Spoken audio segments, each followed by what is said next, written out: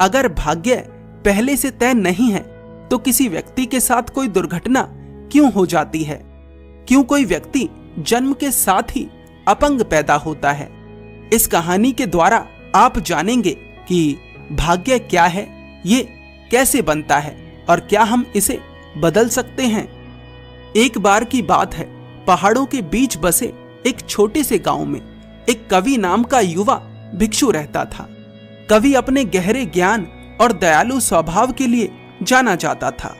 दूर दूर से लोग उसके पास आते थे और उसका मार्गदर्शन प्राप्त करते थे।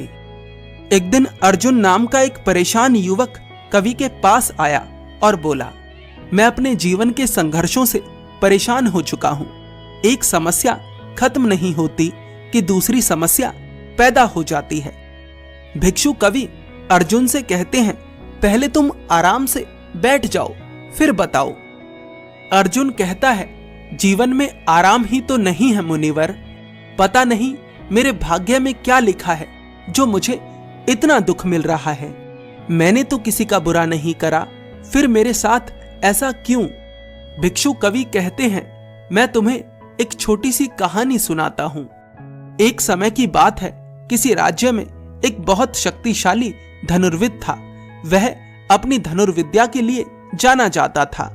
उसका बड़ा मान सम्मान था। चाहे लक्ष्य कितना भी दूर या कठिन क्यों ना हो, वह आसानी से लक्ष्य को भेद सकता था।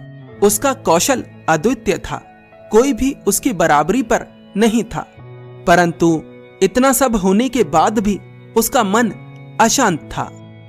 एक दिन वह धनुर्विद अपने ही राज्य के एक वृद्ध तपस्वी के पास गया और उसने उनसे पूछा कि मेरे भाग्य में ऐसा क्या लिखा है कि मुझे सुख मिलता ही नहीं, मेरे जीवन में दुख ही दुख है। उन तपस्वी ने मुस्कुराकर कहा, मैं तुम्हारी समस्या का समाधान अभी कर देता हूं।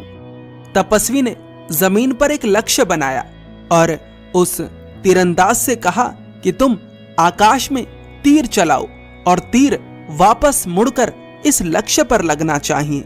तीरंदाज ने ऐसा ही करा। तीर कमान से निकला और आकाश में ऊपर जाता चला गया। बहुत ऊपर जाने के बाद तीर मुड़ा और वापस गिरने लगा। तीर जब जमीन पर गिरा तो लक्ष्य से दूर गिरा।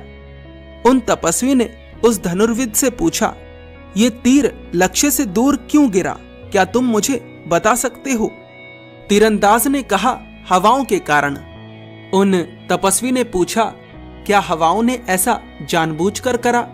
क्या हवाओं का उद्देश्य तीर की दिशा बदलना था? धनुर्विद ने कहा, नहीं, ये तो अपने आप हुआ। यदि मेरे भीतर और कौशल होता तो मैं इन हवाओं को चीरते हुए लक्ष्य पर तीर को गिरा सकता था। उन तपस्वी ने कहा, ठीक इसी तरह तुम्हारे जीवन में अभी जो कुछ भी घट रहा है वो इसलिए नहीं घट रहा कि किसी ने तुम्हारा भाग्य लिख रखा है, बल्कि इसलिए घट रहा है कि तुम्हारे भीतर अभी वह कौशल नहीं है कि तुम वो घटवा सको जो तुम घटवाना चाहते हो।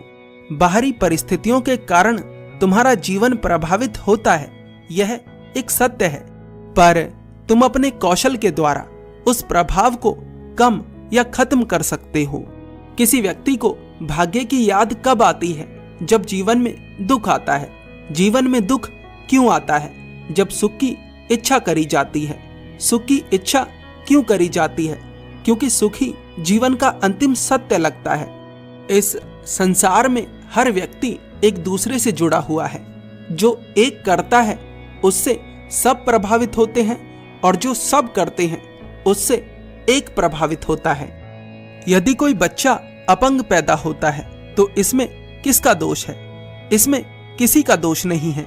जिस प्रकार तीर को लक्ष्य से भटकाने में किसी का दोष नहीं था, उसी प्रकार इसमें भी किसी का दोष नहीं है। कुछ कारण ऐसे बने कि कोई बच्चा अपंग पैदा हो गया। वो कारण किसी ने जानबूझकर नहीं बनाए, वे बस बन गए। हर घटना के पीछे कारण होते हैं। कारण जानबूझकर पैदा करे जा सकते हैं या फिर वे अनजाने में भी पैदा हो सकते हैं। यदि किसी के साथ कोई दुर्घटना होती है तो उसके पीछे क्या कारण है? उसके पीछे 3 कारण हो सकते हैं। पहला, उसकी खुद की जागरूकता की कमी है। दूसरा, उसकी किसी के साथ दुश्मनी है जिसने उसे जानबूझकर चोट पहुंचाई है। तीसरा, किसी दूसरे व्यक्ति के भीतर जागरूकता की कमी है। आसान शब्दों में समझिए, जब कोई सड़क पर चलता है और कोई गाड़ी उसे ठोक दे तो इसके पीछे 3 कारण हो सकते हैं। पहली, कि जो चल रहा है उसके भीतर जागरूकता की कमी है। दूसरी, कि जिसने गाड़ी ठोकी है वह उसका दुश्मन है, या फिर जो गाड़ी चला रहा है उसके भीतर जागरूकता की कमी है। भिक्षु कवि अर्जुन से पूछते हैं, अर्जुन, तुम इस कहानी से क्या समझे? अर्जुन कहता है, मुनिवर, मैं इस कहानी से समझा कि भाग्य ना तो पहले से लिखा है और ना ही कोई इसे लिख रहा है। ये तो हर क्षण हमारे कर्मों के द्वारा ही लिखा जा रहा है। यदि हम कर्महीन हो जाएंगे तो परिस्थितियों के द्वारा हमारा भाग्य अपने आप ही लिख दिया जाएगा। इसके लिए हम किसी को दोष नहीं दे सकते कि हमारा भाग्य उसने लिखा है। इसके कारण हम खुद हैं। जन्म के साथ किसी को चाहे कैसी भी स्थिति मिली हो, लेकिन अपने कर्म के द्वारा हम उस स्थिति को सुख में या दुख में बना सकते हैं। मैंने देखा है अपंगों को भी आनंद से जीते हुए और स्वस्थ तन वालों को भी अपंगों की तरह जीते हुए। सारा खेल कर्म का है। कर्म ही प्रधान है, कर्म ही सर्वोत्तम है। कर्म के द्वारा ही भाग्य को लिखा जा सकता है और कर्म के द्वारा ही भाग्य को बदला जा सकता है। भिक्षु कवि कहते हैं, तुम्हें समझ आ गया है। एक बात और याद रखो, भाग्य के बारे में बहुत सारी धारणाएं हैं और ये धारणाएं दे कौन रहा है? ये धारणाएं इंसान ही इंसान को दिए जा रहा है। कोई किसी धारणा पर विश्वास करता है और कोई किसी धारणा पर। मेरा तुमसे कहना है कि किसी की धारणा पर विश्वास करने से अच्छा है कि तुम स्वयं अनुभव करो। स्वयं अनुभव करने का सही तरीका है खुद से सही प्रश्न और आत्मचिंतन। आत्मचिंतन और खुद से सही प्रश्न का अर्थ है कि पूरी ईमानदारी के साथ किसी ऐसे उत्तर पर विश्वास ना कर लेना जो तुम्हारे अनुभव की कसौटी पर खरा नहीं उतरता। किसी ने कहा कि तुम्हारे पुराने जन्मों के कर्मों के कारण अभी तुम दुख भोग रहे हो। विश्वास मत करो क्योंकि तुम्हारा यह अनुभव नहीं है। विश्वास किस बात पे करो कि तुम्हारे कर्म तुम्हारे दुख को समाप्त कर सकते हैं।